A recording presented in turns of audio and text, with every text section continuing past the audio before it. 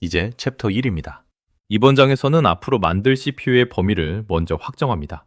설계를 시작할 때 흔히 하는 실수는 회로 블록부터 그리는 것입니다. 하지만 CPU는 명령어를 실행하는 장치이므로 어떤 명령어를 지원할지 정하지 않은 상태에서는 필요한 하드웨어도 정할 수 없습니다. 이번 과정의 대상은 TinyRv32i입니다. 데이터 폭은 32비트이고 RISC-V의 RV32i 인코딩을 따르지만 구현 명령어는 14개로 제한합니다. 그리고 인스트럭션 패치, 인스트럭션 디코드, 익스큐션, 메모리 액세스, 라이트백으로 구성되는 5단 파이프라인을 사용합니다. 마지막에는 RTS7 25보드에 구현합니다. 따라서 이번 장의 목적은 회로를 만드는 것이 아니라 앞으로 어떤 CPU를 만들 것인지 설계의 경계를 명확하게 정하는 것입니다. CPU 설계에서 가장 먼저 내릴 결정은 어떤 명령어를 지원할 것인가입니다. 그 이유는 지원 명령어가 필요한 하드웨어 기능을 직접 결정하기 때문입니다. 산수 명령어를 지원하면 ALU 연산 기능이 필요하고 즉시값 명령어를 지원하면 레지스터 값과 즉시값 가운데 하나를 고르는 데이터 패스가 필요합니다. 로드와 스토어를 지원하면 주소 계산과 데이터 메모리 접근 경로가 필요하고 분기를 지원하면 비교 결과에 따라 프로그램 카운터를 바꾸는 제어가 필요합니다. 따라서 명령어 범위를 먼저 정하면 회로가 자연스럽게 따라옵니다. 여기서 표준 RV32i 명령어 40개를 모두 구현하지 않는 이유도 분명합니다. 이번 권의 학습 목표는 파이프라인 CPU의 구조와 구현 원리를 이해하는 것입니다. 명령어 종류를 처음부터 최대한 늘리는 것보다 대표 기능을 포함한 작은 집합으로 전체 CPU를 끝까지 완성하는 편이 학습에 적합합니다. 나머지 명령어는 볼륨 3에서 확장합니다. 지금의 축소는 기능을 버리는 것이 아니라 구현 순서를 나누는 설계 선택입니다. 우리가 마지막에 확인할 동작을 먼저 보겠습니다. 보드의 스위치와 버튼을 입력으로 사용하고 CPU가 계산기 프로그램을 실행하여 결과를 LED로 출력합니다. 이 장면이 중요한 이유는 단순한 데모이기 때문이 아닙니다. 소프트웨어 명령어가 명령어 메모리에서 인출되고 레지스터 값을 읽고 ALU에서 연산되고 필요하면 메모리 맵 입출력을 거쳐 실제 보드 핀까지 전달되는 전체 경로가 정상이라는 뜻이기 때문입니다. 따라서 이번 과정의 완료 조건은 RTL 코드가 작성되었다는 것이 아닙니다. 시뮬레이션에서 패스가 나왔다는 것만으로도 끝나지 않습니다. 합성되고 구현된 회로가 실제 FPGA에서 프로그램을 실행하고 그 결과가 물리적 출력으로 확인되어야 합니다. 앞으로 각 챕터에서 작은 블록을 검증하는 이유도 결국 이 최종 동작을 안정적으로 만들기 위해서입니다. 볼륨 1과 볼륨 2의 관계를 다시 연결해 보겠습니다. 볼륨 1에서는 명령어가 CPU에 무엇을 요구하는지를 배웠습니다. 어셈블리 한 줄이 어떻게 32비트 기계어로 인코딩 되는지, 명령어를 해독하면 어떤 레지스터와 즉시값이 선택되는지, 그리고 데이터 패스와 제어 신호가 어떻게 달라지는지 확인했습니다. 마지막에는 비트 단위로 결과가 일치하는지 검증했습니다. 볼륨 2에서는 바로 그 요구를 실제 회로로 구현합니다. 명령어는 디코더에 입력이 되고 레지스터 번호는 레지스터 파일의 주소가 되며 연산 종류는 ALU 제어로 바뀝니다. 메모리 명령은 데이터 메모리 경로를 만들고 분기 명령은 프로그램 카운터의 흐름을 바꿉니다. 결국 어셈블리 한 줄에서 시작한 정보가 여러 하드웨어 블록을 지나 실제 보드의 LED까지 도달합니다. 이번 권은 그 변환의 전 과정을 직접 설계하는 과정입니다. 이제 TinyRv32i라는 이름이 정확히 무엇을 뜻하는지 보겠습니다. 이 CPU는 RV32i의 표준 인코딩을 따르는 교육용 서브셋입니다. 여기서 tiny라는 말은 데이터 폭이 작다는 뜻이 아닙니다. 데이터 폭도 32비트이고 명령어 폭도 32비트이며 주소도 32비트로 계산합니다. 레지스터 파일도 표준 RISC-V와 마찬가지로 32개의 32비트 레지스터를 사용합니다. 줄인 것은 지원하는 명령어의 종류입니다. 이렇게 구분해야 합니다. 데이터 패스 폭을 줄이면 CPU가 표현하고 처리할 수 있는 값의 범위가 달라집니다. 반면 명령어 종류를 줄이면 동일한 32비트 아키텍처 안에서 구현하는 기능의 범위만 작아집니다. TinyRv32i는 후자입니다. 따라서 앞으로 회로도를 볼 때 작은 교육용 CPU라고 해서 데이터 경로까지 축소된 구조로 오해하지 마십시오. 기본 아키텍처 폭은 그대로 유지됩니다. TinyRv32i가 실제로 지원하는 명령어는 14개입니다. 이 집합에는 덧셈과 뺄셈 같은 산술 연산, AND와 OR, XOR 같은 논리 연산, 즉시값 연산, 메모리 읽기와 쓰기, 조건 분기, 그리고 상위 즉시값 적재가 포함됩니다. 즉 명령어 수는 작지만 CPU의 핵심 데이터 흐름을 구성하는 대표 기능은 모두 포함되어 있습니다. 이 점이 중요합니다. 교육용 서브셋은 단순히 쉬운 명령어만 모은 것이 아니라 서로 다른 하드웨어 요구를 대표할 수 있어야 합니다. 예를 들어 ADD는 레지스터 연산 경로를 보여주고 LW와 SW는 메모리 경로를 추가하며 BEQ와 BNE는 프로그램 카운터의 제어 흐름을 보여줍니다. LUI는 일반적인 ALU 연산과 다른 데이터 전달 방식도 보여줍니다. 나머지 26개 명령어는 볼륨 3에서 확장합니다. 이번 권에서는 이 14개를 이용해 CPU의 전체 구조를 먼저 완성합니다. 14개를 40개로 나누면 35%입니다. 그런데 이 숫자를 하드웨어 자원 사용률로 해석하면 안 됩니다. 35%는 단지 표준 RV32, I 명령어 가운데 몇 개를 지원하는지를 나타내는 인스트럭션 커버리지입니다. 레지스터 파일은 여전히 32 곱하기 32비트이고 데이터 패스도 32비트이며 5단 파이프라인 구조도 그대로 존재합니다. 명령어 수가 절반이 되었다고 해서 회로 면적도 절반이 되는 것은 아닙니다. 명령어 하나가 추가될 때 필요한 하드웨어의 규모가 서로 다르기 때문입니다. 어떤 명령어는 기존 ALU 제어값 하나를 추가하면 되지만 어떤 명령어는 새로운 데이터 경로나 예외 처리 구조를 요구할 수 있습니다. 따라서 명령어 개수와 하드웨어 복잡도 사이에는 단순한 선형 관계가 없습니다. 볼륨 3에서는 전체 명령어와 함께 추가 데이터 패스, 제어, 예외 처리 기능을 확장하게 됩니다. 이제 전체 학습 순서를 설계 단계와 연결해 보겠습니다. 페이지 0에서는 명령어에서 CPU로 갑니다. 챕터 1과 2에서 지원 범위를 정하고 대표 명령어가 어떤 하드웨어를 요구하는지 도출합니다. 페이지 V는 아키텍처 개념 단계입니다. 챕터 3부터 6에서 데이터 폭과 메모리 구조 같은 사양을 확정하고 기본 데이터 패스를 연결하고 왜 5단계로 나누는지 설명한 뒤 실제 파이프라인 구조를 정합니다. 페이지 2에서는 블록별 RTL 구현으로 들어갑니다. 인스트럭션 패치부터 ALU와 분기, 파이프라인 레지스터까지 하나씩 만들고 단위 검증합니다.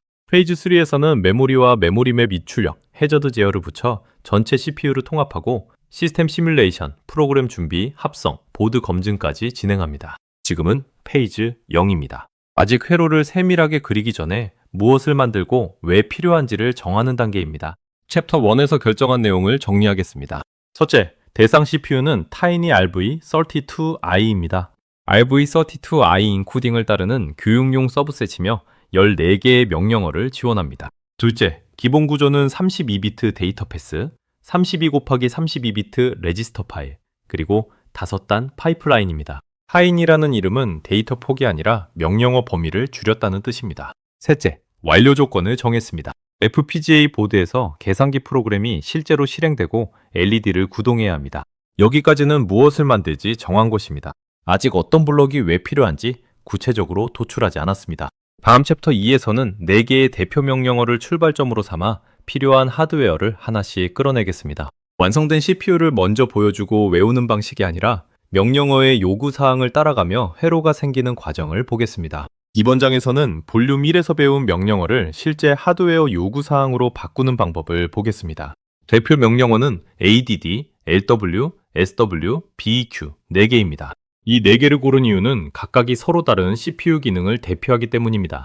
ADD는 레지스터 연산, LW는 메모리 읽기, SW는 메모리 쓰기, BEQ는 제어 흐름 변경을 요구합니다. 완성된 CPU를 먼저 보여주고 각 블록의 이름을 외우는 방식으로 접근하지 않겠습니다. 명령어가 무엇을 해야 하는지부터 따라가면서 그 동작을 수행하기 위해 꼭 필요한 하드웨어만 하나씩 추가하겠습니다.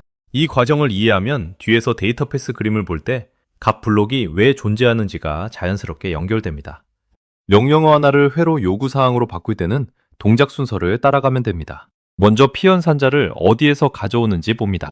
그 다음 어떤 연산을 하는지 확인합니다. 마지막으로 결과를 어디에 저장하거나 어떤 상태를 바꾸는지 봅니다. 이 3단계가 그대로 하드웨어 도출 순서가 됩니다.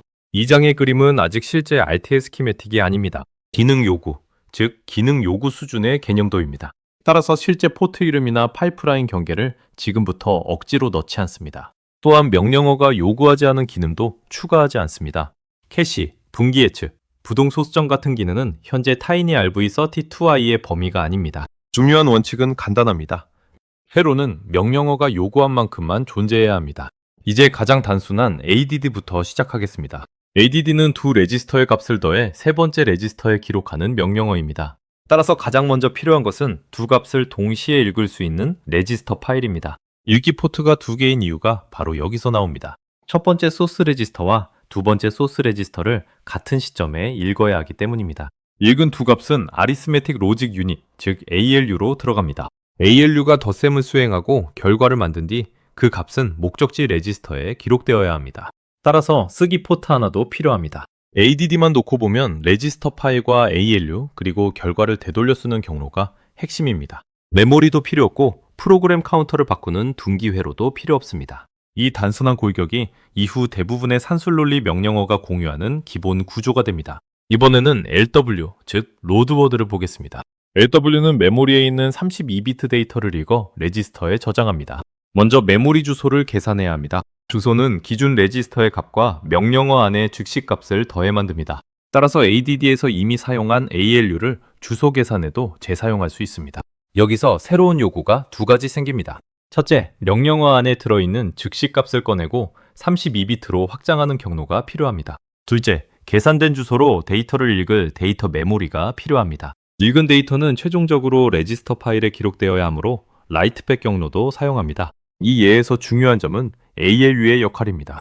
ALU는 단순히 산술 연산만 하는 블록이 아니라 메모리 주소 계산기로도 사용됩니다. 같은 하드웨어를 여러 명령어가 서로 다른 목적으로 공유합니다. SW, 즉 스토어 워드는 LW와 앞부분이 매우 비슷합니다. 기준 레지스터와 즉시 값을 더해 메모리 주소를 계산하는 과정까지는 같습니다. 따라서 레지스터 파일, 즉시 값 경로, ALU를 그대로 사용합니다. 파일은 마지막입니다. LW는 메모리에서 값을 읽어 레지스터로 돌려보내지만 SW는 두 번째 소스 레지스터의 값을 데이터 메모리에 기록합니다. 따라서 메모리 쓰기 제어가 필요하고 레지스터 파일로 돌아가는 라이트백은 수행하지 않습니다. 이 차이는 나중에 제어 신호에서 그대로 드러납니다. 메모리 쓰기 신호는 활성화되지만 레지스터 쓰기 신호는 꺼집니다. 같은 주소 계산 경로를 사용하면서도 결과의 목적지가 달라지는 것입니다. 이런 비교를 해두면 뒤에서 디코더의 제어 신호표를 볼 때 각 비트가 왜 필요한지 훨씬 쉽게 이해할 수 있습니다. BEQ는 앞에 세 명령어와 성격이 다릅니다. 두 레지스터 값을 비교하지만 그 결과를 일반 레지스터나 데이터 메모리에 저장하지 않습니다. 비교 결과가 참이면 다음에 실행할 명령어의 위치를 바꿉니다. 따라서 두 레지스터 값을 읽고 같은지 비교하는 기능이 필요합니다. 그리고 분기 목적지 주소를 계산해야 합니다. 마지막으로 프로그램 카운터가 순차 주소가 아니라 분기 목적지를 선택할 수 있어야 합니다. 여기서 새롭게 등장하는 핵심 요구는 데이터 값의 저장이 아니라 명령어 흐름의 변경입니다. 즉 BEQ는 데이터 패스뿐 아니라 제어 흐름을 설계하게 만드는 명령어입니다. 뒤에서 분기가 익스큐션 단계에서 확정될 때 이미 인스트럭션 패치와 인스트럭션 디코드 단계에 들어온 명령어를 어떻게 처리할지도 다루게 됩니다. 지금은 프로그램 카운터를 바꾸는 경로가 필요하다는 점만 잡아두겠습니다. ADD, LW, SW, BEQ 4개를 따라가면서 필요한 기능이 상당히 드러났습니다. 데이터 처리 쪽에는 레지스터 파일, 즉시값 생성기, ALU, 데이터 메모리, 그리고 라이트백 경로가 필요합니다. 명령어 흐름 쪽에는 프로그램 카운터, 명령어 메모리, 그리고 분기 제어가 필요합니다. 여기서 아직 이 블록들을 실제 선으로 연결하지는 않습니다. 이번 장의 목적은 구성 요소를 도출하는 것입니다. 어느 출력이 어느 입력으로 들어가는지, 중간에 어떤 멀티플렉서가 필요한지는 챕터 4에서 데이터 패스를 구성하면서 결정합니다. 설계에서 기능 목록과 연결 구조를 구분하는 습관이 중요합니다. 먼저 무엇이 필요한지 정하고 그 다음 어떻게 연결할지를 정해야 구조가 복잡해졌을 때도 설계 의도가 흔들리지 않습니다. 지금 시점에 일부러 넣지 않은 것들도 확인하겠습니다. 첫째, 파이프라인 레지스터는 아직 없습니다. 지금까지는 명령어가 요구하는 기능 블록만 도출했으며 명령어 처리를 시간적으로 여러 단계로 나누는 문제는 챕터 5 이후에 다룹니다. 둘째, 데이터 해저드 처리 회로도 아직 없습니다. TinyRv32i에는 포워딩이나 데이터 인터록이 없고 데이터 의존은 프로그램에 넣은 노프 명령으로 회피합니다. 이 문제는 챕터 21에서 실제 파이프라인 타이밍과 함께 설명합니다. 셋째, 캐시, 분기 예측, 예외 처리도 현재 범위 바뀝니다. 중요한 설계 원칙은 실제 RTL에 없는 기능을 개념도를 풍성하게 보이기 위해 임의로 추가하지 않는 것입니다. 필요한 기능은 요구가 등장하는 장에서 추가합니다. 지금은 내 명령어가 요구한 최소 기능만 확보한 상태입니다. 이번 장에서는 명령어에서 하드웨어를 도출하는 방법을 배웠습니다. 명령어의 동작 순서를 따라 피연산자 확보, 연산, 결과 처리 순으로 필요한 기능을 누적했습니다. 그 결과 데이터 처리 쪽에는 레지스터 파일, 즉시값 생성기, ALU, 데이터 메모리, 라이트백이 필요하다는 것을 확인했습니다. 명령어 흐름 쪽에는 프로그램 카운터, 명령어 메모리, 분기 제어가 필요합니다. 하지만 아직 블록 사이 연결, 파이프라인 레지스터, 데이터 해저드 처리, 그리고 구체적인 제어 신호 생성 규칙은 정하지 않았습니다. 다음 챕터 3에서는 방금 도출한 기능들을 설계 사양으로 고정합니다. 데이터 폭은 몇 비트인지, 레지스터는 몇 개인지, 메모리는 어떤 구조인지, 입출력은 어떤 방식으로 접근하는지를 실제 RTL 근거와 함께 숫자로 확정하겠습니다. 이제 페이지 1, 아키텍처 개념 단계로 들어갑니다. 챕터 2에서 필요한 기능 블록을 도출했으므로 이번 장에서는 그 블록의 규모와 동작 방식을 숫자로 고정합니다. 설계 사양은 단순한 요약표가 아닙니다. 이후 모든 RTL이 따라야 하는 기준입니다. 데이터 폭을 몇 비트로 할지, 레지스터를 몇 개 둘지, 명령어 메모리와 데이터 메모리를 어떻게 구성할지, 주변 장치를 어떤 방식으로 접근할지를 먼저 결정해야 합니다. 그리고 이 과정에서는 각 항목이 실제 RTL에서 어떻게 구현되어 있는지 근거를 확인합니다. 즉, 사양을 먼저 말하고 회로를 억지로 맞추는 것이 아니라 RTL과 리스크5 규격을 대조해 실제 구현 사양을 정리합니다. 이번 장을 지나면 우리가 만든 CPU의 크기와 인터페이스가 명확하게 고정됩니다. 사양에서 가장 먼저 고정할 것은 폭입니다. 데이터, 명령어, 주소를 한 번에 몇 비트로 다룰 것인지 정합니다. 두 번째는 저장 구조입니다. 범용 레지스터를 몇 개 둘지, 동시에 몇 개를 읽고 몇 개를 쓸지 정해야 합니다. 세 번째는 메모리입니다. 명령어와 데이터를 하나의 배열에 둘 것인지, 별도의 배열로 둘 것인지, 각각 얼마나 큰지를 정합니다. 네 번째는 입출력입니다. 주변 장서에 있는 치마다 전용 명령어를 만들 것인지 아니면 일반 메모리 주소처럼 접근할 것인지 결정합니다. 이 네 가지는 이후 데이터 패스와 제어 회로의 형태를 크게 좌우합니다. 여기서 기억할 점은 사양이 설계자의 결정이라는 것입니다. 한번 고정한 숫자는 뒤에 모든 모듈 포트폭과 배열 크기, 주소 디코딩 규칙에 반영되어야 합니다. 사양과 RTL이 다르면 설계 전체가 일관성을 잃습니다. 하향표를 실제 값으로 보겠습니다. 이 CPU는 RV32i 인코딩을 따르는 교육용 서브셋이며 14개 명령어를 구현합니다. 데이터 폭과 명령어 폭은 32비트입니다. 아키텍처 주소도 32비트로 계산합니다. 레지스터 파일은 32개의 32비트 레지스터로 구성되고 읽기 포트 2개와 쓰기 포트 하나를 갖습니다. 명령어 메모리는 1024워드이고 프로그램 카운터의 일부 비트를 인덱스로 사용합니다. 데이터 메모리는 256워드입니다. 여기서 중요한 구분이 하나 있습니다. CPU가 계산하는 주소 폭은 32비트이지만 실제 온칩 메모리 배열의 깊이는 훨씬 작습니다. 따라서 메모리 접근에서는 32비트 주소 전체를 배열 인덱스로 쓰지 않고 필요한 하위 비트만 사용합니다. 주소 폭과 메모리 인덱스 폭은 같은 개념이 아닙니다. 이 차이는 뒤에서 데이터 메모리와 메모리 맵 입출력을 설명할 때 다시 중요해집니다. 타이니 RV32i의 실제 RTL을 보면 명령어 메모리와 데이터 메모리는 서로 다른 배열입니다. 명령어 쪽에는 롬 배열이 있고 데이터 쪽에는 데이터 램 배열이 별도로 존재합니다. 두 배열은 포트를 공유하지 않으며 읽기 타이밍도 다릅니다. 명령어 메모리는 프로그램 카운터가 바뀌면 조합적으로 해당 명령어가 출력되는 비동기 읽기 구조입니다. 반면 데이터 메모리는 클럭 상승 에지에서 읽기 결과가 등록되는 동기 읽기 구조입니다. 이 차이는 뒤에서 파이프라인 타이밍을 이해할 때 중요합니다. 다만 여기서는 왜 이렇게 설계했는지 성능상의 이유를 추정하지 않겠습니다. RTL에서 확실하게 말할 수 있는 사실은 두 배열이 분리되어 있고 접근 경로와 읽기 타이밍이 서로 다르다는 것입니다. 설계 문서에서는 관찰된 사실과 설계 의도에 대한 추정을 구분해야 합니다. 이번 교재에서 매우 중요한 원칙을 하나 정하겠습니다. 설명의 근거를 구분합니다. 첫 번째는 RTL 관찰입니다. 소스 코드에 실제로 그렇게 구현되어 있다는 뜻입니다. 예를 들어 롬과 데이터 램이 별개의 배열이라는 것은 RTL 관찰입니다.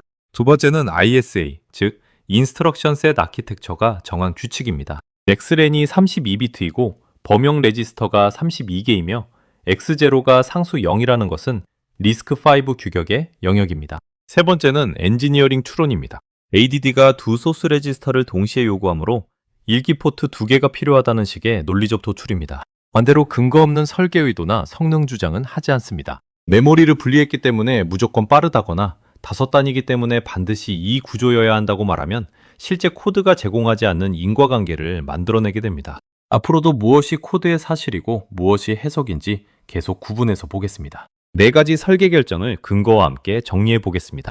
먼저 32비트 아키텍처 폭은 리스크5 규격과 실제 RTL이 함께 뒷받침합니다. 규격이 엑스렌 32를 정하고 RTL에서도 데이터 경로가 전 구간 32비트로 구현되어 있습니다. 레지스터 개수 32개는 주격이 정하지만 읽기 2포트와 쓰기 1포트는 명령어 동작에서 도출할 수 있습니다. R 형식, 명령어가 첫 번째 소스와 두 번째 소스를 동시에 읽기 때문입니다. 명령어 메모리와 데이터 메모리가 분리되어 있다는 것은 RTL 관찰입니다. 두 배열이 별도로 선언되어 있고 포트를 공유하지 않습니다. 주변 장치를 메모리 주소로 접근한다는 것도 RTL에서 확인됩니다. 주소 상위 비트를 검사해 메모리 맵 입출력 영역을 구분하며 전용 입출력 명령어는 없습니다.